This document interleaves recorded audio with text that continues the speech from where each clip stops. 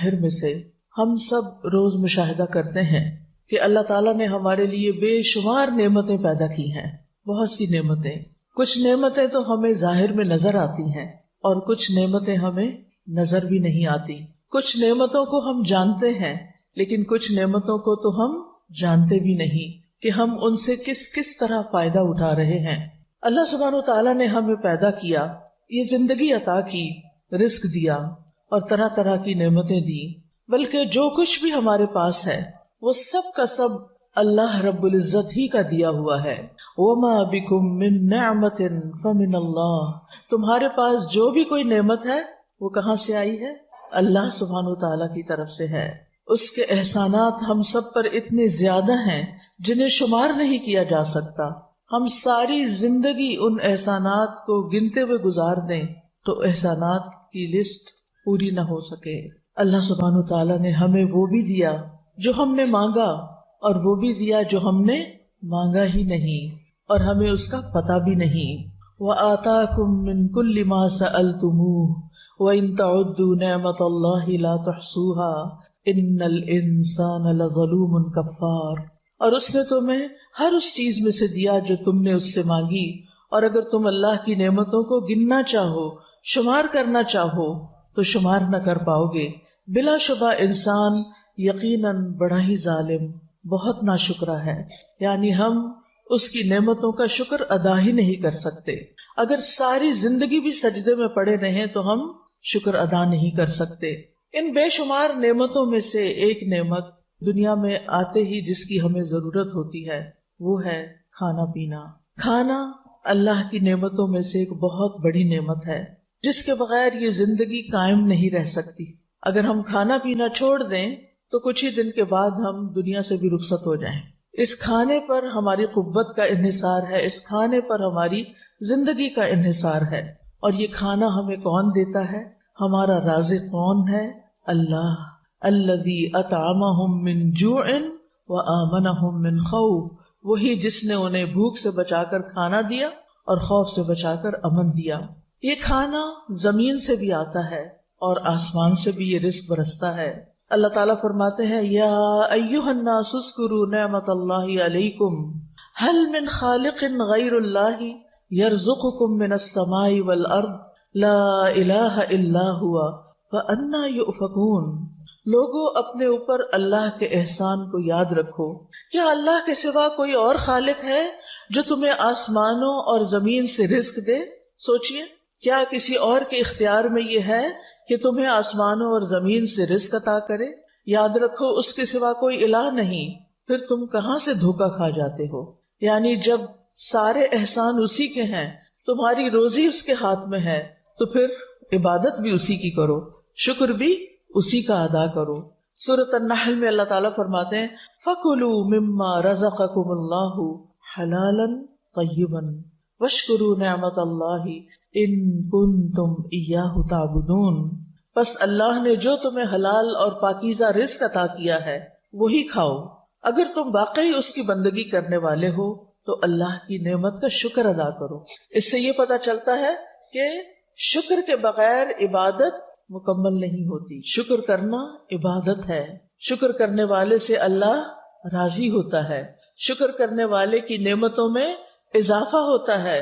شکر کرنے والے کی نعمتیں باقی رہتی ہیں اور ناشکرا انسان دکھوں اور غموں اور پریشانیوں میں ڈوبا رہتا ہے اور جو اس کے پاس ہوتا ہے اس کو بھی انجوائے نہیں کر سکتا. لہٰذا جو بھی اللہ نے دیا ہے اس پر ہمیں شکر ادا کرنا ہے. اور پھر آپ دیکھیے کہ جو کچھ ہم کھاتے اور پیتے ہیں اس کو صرف کھا ہی نہ لیا کریں بلکہ ان چیزوں پر غور بھی کیا کریں کہ یہ کیسے پیدا ہوئی، یہ کیسے بنی، یہ کس نے بنائی، یہ کس نے بھیجی، اور یہ میرے لیے. جب میں ابھی پیدا بھی نہیں ہوئی تھی، جب ابھی یہ زمین آسمان بھی نہیں بنے تھے، اس وقت میری تقدیر میں یہ لکھا گیا تھا کہ میں اس جگہ بیٹھ کر یہ کھانا کھاؤں گی اور یہ پانی پیوں گی. اللہ نے اس وقت سے پلاننگ کی ہوئی ہے، تدبیر کی ہوئی ہے. اللہ ہمارا رب ہے، اور رب کون ہوتا ہے؟ خالق، مالک اور مدبر. جس نے پیدا کیا، جو ہمارا مالک ہے اور جس نے ہمارے لیے تدبیر کی کہ میرا بندہ کہاں پیدا ہوگا، کیا کھائے گا، کتنے سال جیے گا، اس کو کس کس چیز کی ضرورت ہے، اور اس نے وہ سب کچھ مہیا کیا، اور پھر ہمیں کہا کہ کوشش کر کے اسے حاصل کر لو۔ اللہ نے وہ تمہارے لیے پیدا کیا ہوا ہے، تمہیں پیدا کیا تو تمہارا رزق بھی پیدا کیا ہوا ہے، اب تم پر ہے کہ تم کتنی کوشش کرتے ہو۔ اللہ تعالیٰ کھانے پینے کی چیزوں پر غور کرنے کے لیے حکم دیتے ہیں سورۃ عبسہ میں، فَلْيَنظُرِ الْإِنسَانُ إِلَىٰ طَعَامِهِ أَنَّا صَبَبْنَا الْمَاءَ صَبًّا ثُمَّ شَقَقْنَا الْأَرْضَ شَقًّا فَأَنبَتْنَا فِيهَا حَبًّا وَعِنَبًا وَقَضْبًا وَزَيْتُونًا وَنَخْلًا وَحَدَائِقَ غُلْبًا وَفَاكِهَةً وَأَبًّا مَتَاعًا لَكُمْ وَلِأَنْعَامِكُمْ۔ تو اللہ سبحانہ وتعالیٰ کیا فرماتے ہیں کہ انسان کو چاہیے کہ وہ اپنے کھانے کی طرف دیکھے۔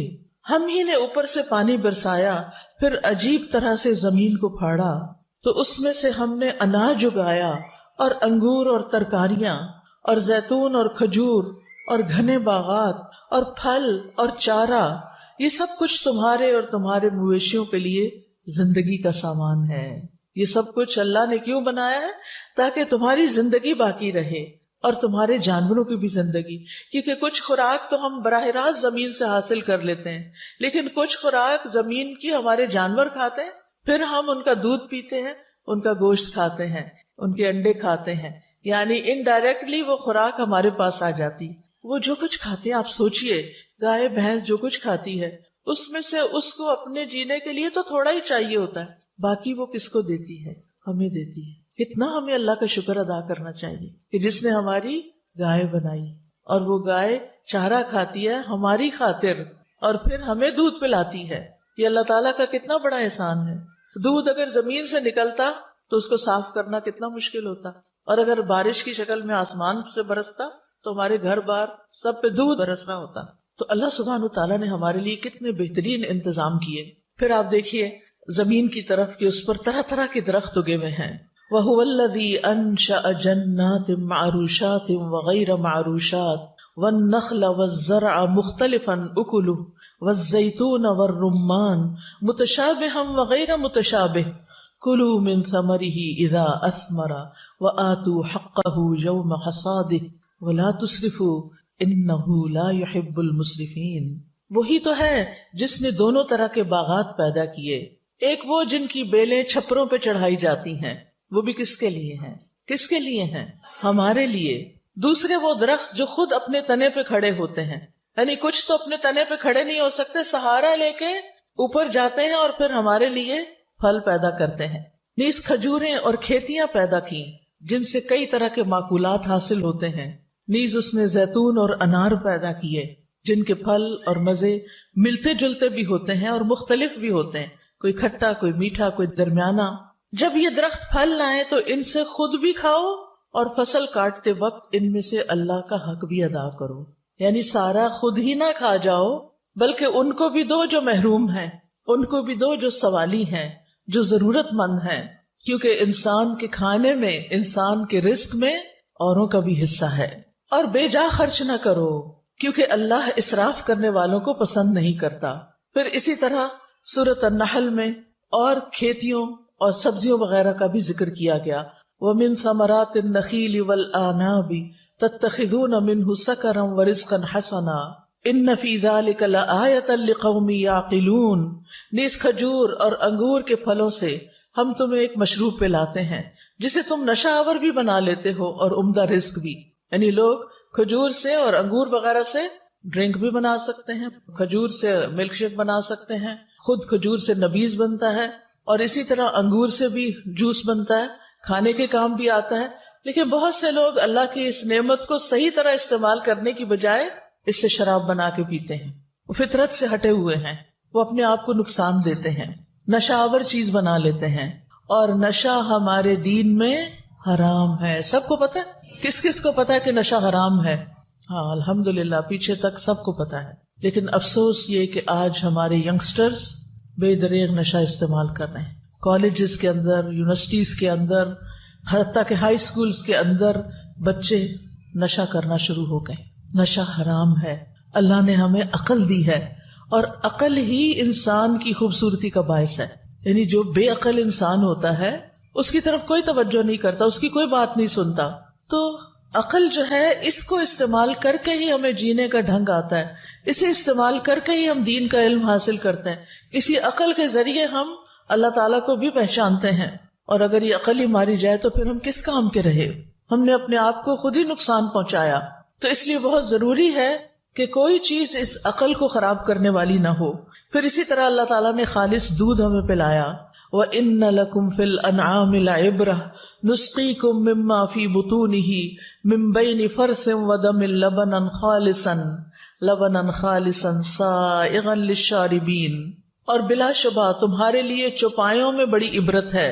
ہم ان چیزوں میں سے جو ان کے پیٹوں میں ہیں، گوبر اور خون کے درمیان سے تمہیں خالص دودھ پلاتے ہیں. دیکھو کہاں سے آتا ہے یہ دودھ، جو پینے والوں کے لیے حلق سے آسانی سے اتر جانے والا ہے. یعنی دودھ پینے میں کسی کو مشکل پیش نہیں آتی. چھوٹے چھوٹے بچے بھی دودھ آرام سے پی جاتے ہیں، ان کے حلق سے آسانی سے اتر جاتا ہے.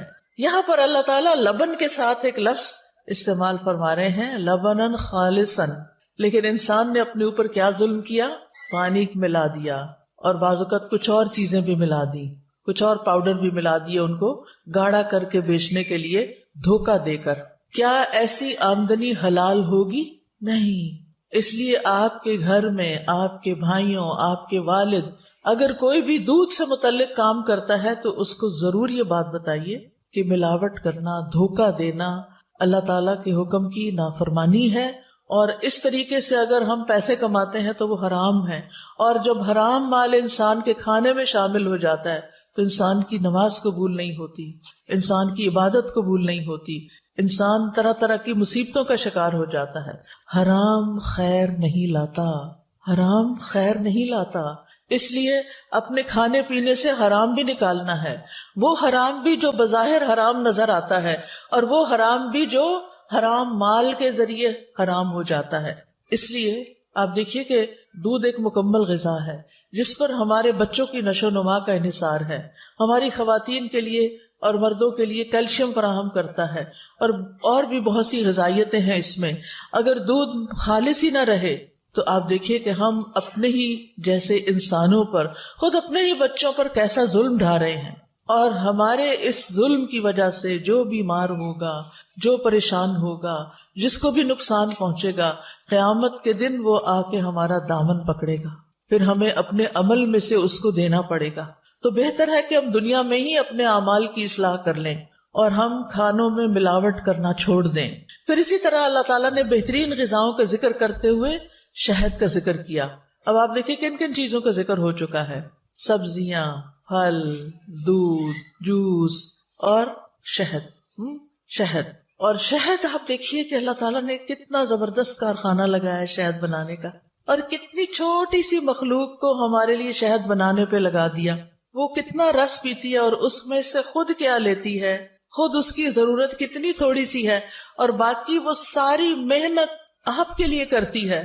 ہزاروں میل کا سفر اڑ اڑ کے طے کرتی ہے، طرح طرح کے پھولوں پہ بیٹھتی ہے، رس چوستی ہے، لا کے اپنے چھتے میں ڈالتی ہے، اور پھر اس کو موم سے پیک کر کے آپ تک پہنچاتی ہے. پہلے اس کو پی لیتی ہے، پھر اس کو کنورٹ کرتی ہے شہد میں اور اس کو بھرتی ہے ان ڈراپس کے اندر، اور پھر اس چھتے کے ذریعے وہ شہد آپ تک پہنچتا ہے. افسوس یہ کہ ہم نے شہد میں بھی ملاوٹ کرنی شروع کر دی. گڑ اور چینی گھول کے رکھ دیتے ہیں کہ مکھیاں وہی پی لیں اور اسی سے شہد بنا دیں. تو وہ ایک طرح سے ہم دوبارہ کیا کھا رہے ہوتے ہیں، دوبارہ وہی شوگر کھا رہے ہوتے ہیں اور وہی چیزیں استعمال کر رہے ہوتے ہیں. یہ بھی درست نہیں. اگر آپ واقعی چاہتے ہیں کہ لوگوں کو صحیح شہد پہنچائیں تو پھر اس کے لیے ضروری ہے کہ مکھیوں کو ایک نیچرل انوائرنمنٹ فراہم کریں. ایسے باغوں میں، ایسی جگہوں پر جہاں پر پھول ہوں، پھل ہوں، وہاں پر چھتے لگائیں تاکہ نیچرل جو ہنی ہے وہ دستیاب ہو لوگوں کو، اور اس کے سارے فائدے جو بتائے گئے ہیں. شہد میں صرف غذا نہیں بلکہ شفا بھی ہے. کیا ہے؟ شفا بھی ہے. اور یہ ہمیں کون بتا رہا ہے کہ اس میں شفا ہے؟ اللہ سبحانہ و تعالی. لہٰذا ہمیں اس بات پر پورا یقین ہونا چاہیے. تو جو شہد خالص ہوگا، جو شہد اچھا ہوگا، اس میں انشاءاللہ ضرور شفا ہوگی. اور انسان کے اندر مختلف بیماریوں کی وجہ سے جو بیکٹیریاز وغیرہ رہ جاتے ہیں ان کو بعض اوقات اینٹی بایوٹک سے بھی نہیں صحیح کیا جا سکتا، شہد کے اندر اللہ نے ایسی صلاحیت رکھی ہے کہ وہ جسم کے اندر کے ایسے سارے فاسد مادوں کو نکال دیتا ہے. اس لیے اپنی زندگی میں یہ جن جن چیزوں کا ذکر آ رہا ہے نا، جتنا جتنا اللہ تعالیٰ توفیق دے، جیسے کچی سبزیاں ہیں، پھل ہیں، اور اس کے علاوہ دودھ ہے اور پھر شہد ہے، ان چیزوں کو اپنی غذا میں شامل کریں. یہ نہیں کہ ساری اکٹھی کر کے ایک ہی دفعہ کھا لینی ہے، یعنی مختلف اوقات میں. کیونکہ اب ہم اصل غذاؤں کو چھوڑ کر کس طرف جا رہے ہیں؟ جنک کی طرف، فاسٹ فوڈ کی طرف. اور اس میں بعض اوقات ایسے کیمیکلز ہوتے ہیں کہ جو صحت کے لیے انتہائی نقصان دہ ہوتے ہیں، اور ان سے ایسی ایسی بیماریاں جنم لیتی ہیں جو مہلک ہوتی. مہلک کا مطلب ہلاک کرنے والی ہوتی ہیں. تو ہمیں کیا کرنا ہے؟ Back to basics. جو اللہ تعالیٰ نے ہمارے لیے پیدا کیا ہے واپس اس کی طرف پلٹنا ہے. بہت سی بچیوں کو دیکھا گیا ہے ہمیں دودھ سے اسمیل آتی. آپ کو یاد ہے نبی صلی اللہ علیہ وسلم جب معراج پر تشریف لے گئے تھے تو اس وقت آپ کو 2 چیزیں پیش کی گئی تھیں. وہ کیا تھیں؟ شراب اور دودھ. آپ نے کیا اختیار کیا؟ دودھ.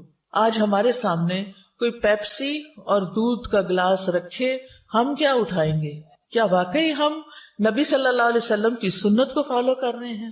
ہم آپ کی امت ہیں، ہمیں وہی چیزیں پسند کرنی چاہیے جو نبی صلی اللہ علیہ وسلم نے پسند کی، اور جن چیزوں کو آپ نے چھوڑ دیا وہ ہمیں بھی چھوڑ دینی چاہیے، کیونکہ اس میں ہمارے لیے خیر نہیں ہے. پھر اسی طرح اللہ تعالیٰ نے ہمارے لیے خشکی پر بھی جانور پیدا کیے جن سے ہم گوشت حاصل کرتے ہیں، اور سمندر کے اندر بھی مچھلیاں. لیکن افسوس یہ کہ اب جس طریقے سے مچھلیوں کو پالا جا رہا ہے اور جس طرح کی غذا انہیں دی جا رہی ہے، یا سمندر کے اندر بھی جس طرح کی پولوشن انسان نے پھیلا دی ہے، اس کی وجہ سے مچھلیاں بھی بیمار ہو گئی ہیں اور سمندری جانور تکلیف کا شکار ہیں اور مر رہے ہیں. تو یہ انسان نے سمندر میں بھی ظہر الفساد فی البر والبحر، خشکی میں بھی فساد پھیلا دیا اور سمندر میں بھی پھیلا دیا. بہرحال مچھلی کھانے کے اپنے فوائد ہیں. یہ فوائد تو آپ گوگل کر کے بھی معلوم کر سکتے ہیں، لیکن چونکہ آپ خواتین ہیں، مینیو گھر کا آپ نے بنانا ہوتا ہے، پکانا آپ نے ہوتا ہے، سرو آپ نے کرنا ہوتا ہے، بچے آپ نے پالنے ہیں، انہیں آپ نے کھلانا ہے. اللہ کے واسطے بچوں کو فیڈر میں چائے بھر کے نہ دیں، ان کو صبح سویرے پیپسی نہ پلائیں، ان کو بہلانے کے لیے کینڈیز اور چاکلیٹس دے کے نہ خوش کر دیں. پچھلے کئی دنوں سے میں چونکہ علم ٹور پر ہوں، مختلف جگہوں پر جا رہی ہوں، مختلف لوگوں سے ملنے کا اتفاق ہو رہا ہے. اب ایک خاتون آئی، ان کے ساتھ چھوٹی سی بچی تھی. الحمدللہ کھانے کو بہت کچھ تھا، جو کچھ بھی اس بچی کے سامنے رکھا گیا اس نے نہیں کھایا. باقی بچے کھانا وانا کھا رہے تھے، وہ بچی نے کھانا نہیں کھایا. میں نے کہا یہ کیا کھاتی ہے؟ پتہ چلا یہ صرف بسکٹ اور پیسٹری وغیرہ کھاتی ہے، یہ کھانا نہیں کھاتی. اور بالکل کمزور سی بچی. دیکھ کے مجھے اتنا رحم آیا کہ جب یہ بڑی ہوگی تو یہ کس طرح بچے پیدا کرے گی، کس طرح ان کو پالے گی، کس طرح سنبھالے گی، کیا بنے گا اس کا. کیونکہ ہمارے جسم کو ان ساری چیزوں کی ضرورت ہے جو اللہ نے ہمارے لیے پیدا کی ہیں. ان کو ہمارے لیے اللہ نے پیدا کیا، لہٰذا ان کو استعمال کرنے میں اس کا شکر ادا کرنا ہے. یہ بھی شکر ادا کرنے کا ایک ذریعہ ہے کہ ہم ان نعمتوں کو استعمال کریں اور صحیح طور پر استعمال کریں. بہت سی بچیاں فش بھی نہیں کھاتی. کیا ہے؟ اسمیل آتی ہے. اگر ایسا ہی مسئلہ ہے، اسمیل آتی ہے، تو آپ مچھلی کو پکانے کا وہ طریقہ سیکھیں جس سے مچھلی کی اسمیل چلی جائے. ہماری والدہ اس میں کچھ چیزیں لگا کے رکھ دیا کرتی تھی اوور نائٹ. کبھی اس کے اندر لسی، اور لسی میں پتہ نہیں کیا ڈالتی تھی کہ جس سے وہ ڈوبی رہتی تھی اور ساری اس کی اسمیل چلی جاتی تھی، اور پھر بہت عمدہ طریقے سے مچھلی بنتی تھی جس میں کوئی اسمیل نہیں آتی تھی.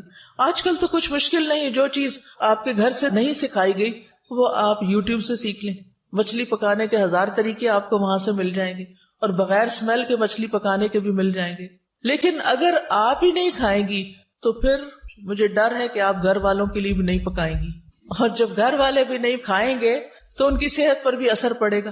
لہذا ساری بچیوں کو، ساری خواتین کو صحیح طور پر کھانے کا انتخاب، مینیو بنانے کا طریقہ، اس کو صحیح طور پر پکانے کا طریقہ آنا چاہیے.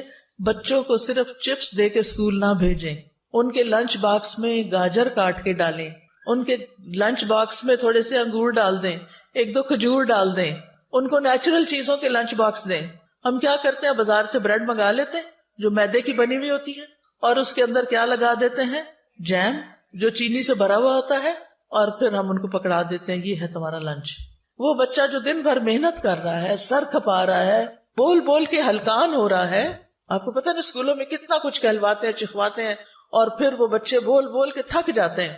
کیونکہ میں یہ تجربے سے کہہ رہی ہوں, جو اسلام آباد میں جس ایریا میں رہتی ہوں ساتھ ہی اسکول ہے, اس میں جو بریک کے وقت اتنا شور ہوتا ہے, چھٹی کے وقت اتنا شور ہوتا ہے, جب ان کی وہ معلوم نہیں کیا ایکٹیویٹی کوئی چل رہی ہوتی ہے اس میں بچے اتنا شور کر ہر بات کا جواب چیخ چلا کے دے رہے ہوتے ہیں. حالانکہ ضروری نہیں ہوتا کہ چیخ کے بولا جائے, لیکن پھر بھی شاید ان کی انرجی کنزیوم کرنے کے لیے کہ یہ تھوڑے سے پھر تھک کے گھر جائیں تو سو جائیں. لیکن پھر کیا ہوتا ہے, ایک دم ہم ان کو شوگر کھلاتے, میدے میں بھی شوگر ہے کیونکہ کاربوہائیڈریٹس میں شوگر ہے, اس میں پھر شوگر, جیم میں شوگر, وہ شوگر کھا کے ایک دم پھر ہائپر ہوتے ہیں.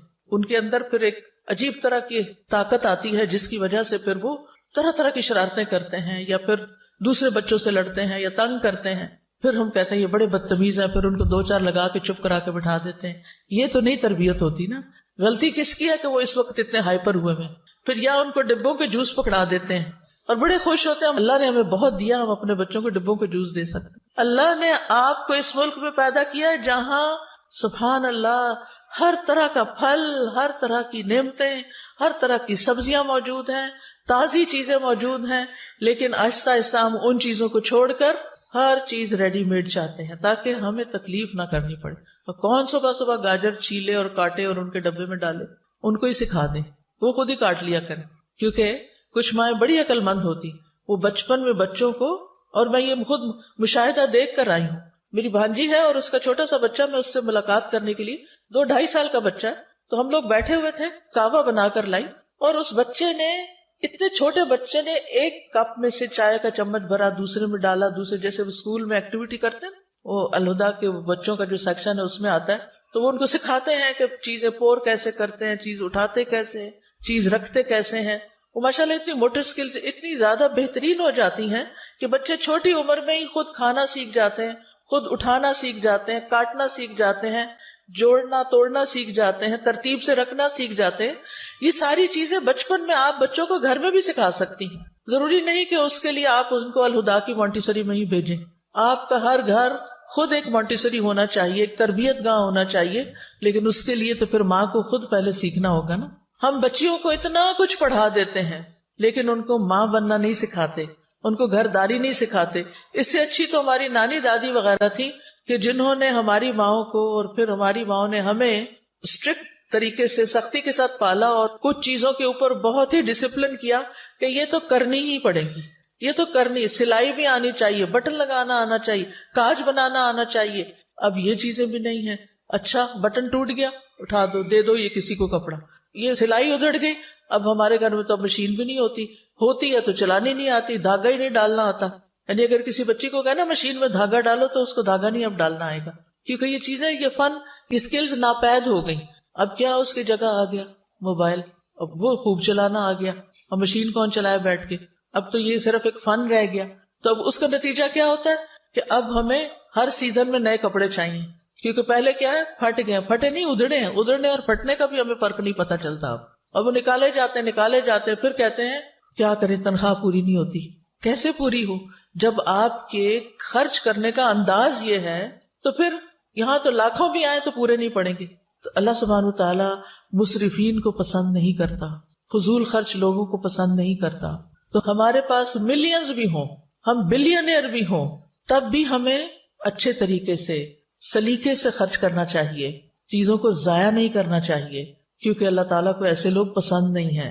اللہ تعالیٰ نے یہ سارے ریسورسز ہمیں اس لیے نہیں دیے کہ ہم ان کو ایسے تیسے استعمال کر کے ضائع کر کے پھینک دیں. ان نعمتوں کا شکر ادا کریں, اور شکر ادا کرنے کے لیے سب سے پہلے یہ سوچیں یہ اللہ نے مجھے دی ہیں, میرے رب نے پیدا کی ہیں, میرے رب نے میرے لیے یہ بھیجی ہیں. جیسے حضرت ابراہیم علیہ السلام کیا کہتے تھے, والذی یطعمنی ویسقینی, وہی ہے جو مجھے کھلاتا اور پلاتا ہے. کبھی ہم نے بھی کہا وہی ہے جو مجھے کھلاتا اور پلاتا ہے. کسی دن کھانے کی میز پہ بیٹھ کے ضرور کہیں وہی ہے جو مجھے کھلاتا اور پلاتا ہے. ہمارے اندر یہ یقین ہونا چاہیے کہ جو کھانا ہم کھا رہے ہیں, جو پانی ہم پیتے ہیں, جو چیز ہمیں ملتی ہے, وہ دراصل اللہ سبحانہ تعالیٰ ہی کی طرف سے ہوتی ہے, وہی عطا کرتا ہے. لہٰذا ہم اسی کے شکر گزار بنے. رب کا شکر ادا کر بھائی, جس نے ہماری گائے بنائی.